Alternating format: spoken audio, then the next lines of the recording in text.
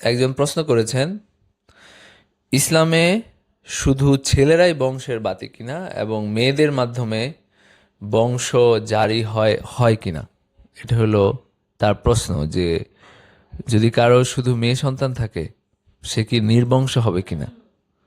But এটাও এই প্রশ্নের সাথে সম্পর্কিত আমরা ধরতে পারি।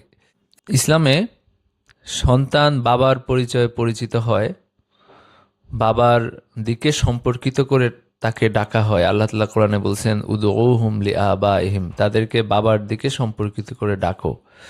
এখানে যেন কোনো পালক বাবার বা অন্য কারো নামের দিকে তাকে যেন সম্পর্কিত করা না হয়, তাকে যেন বাবা বলা না হয়, এটা আল্লাহ তাআলা বলছেন।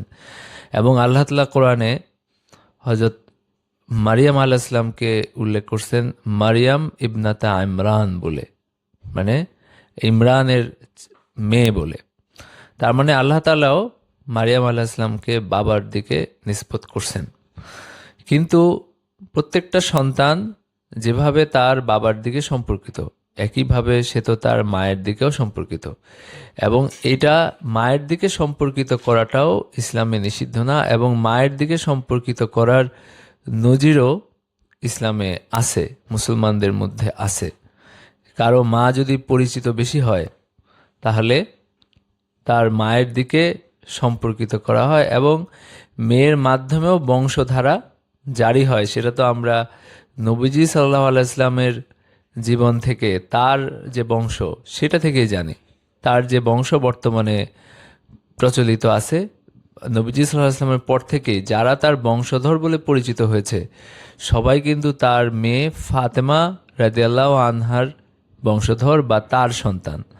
নবীজি সাল্লাল্লাহু আলাইহি সাল্লামের কোনো ছেলের, মানে তাদের হয়তো এক দুইজনের কিছু বয়স হয়েছিল, কিন্তু কেউই বিবাহ করার মতো বয়সে যান নাই বা বিবাহ করেন নাই, এবং তাদের পক্ষ থেকে তো কোনো বংশধর নবীজির নাই।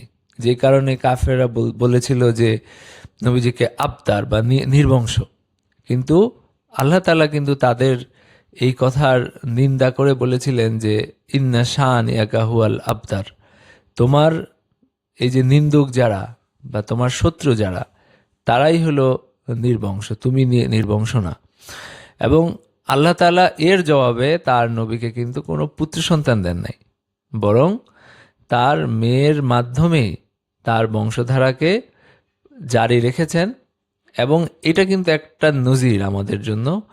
এবং ইসলামের যে একটা মাকসাদ বা লক্ষ্য, যে তৎকালীন সমাজে বা মানুষের মধ্যে নারীর মর্যাদাকে প্রতিষ্ঠা করা, এটারই একটা অংশ কিন্তু এটা, যে নবীজি সাল্লাল্লাহু আলাইহি ওয়াসাল্লামকে শুধু মেয়েদের পিতা হিসাবে রাখা এবং তার বংশধরদেরকে, তার বংশকে মেয়েদের মাধ্যমেই প্রচলিত করা।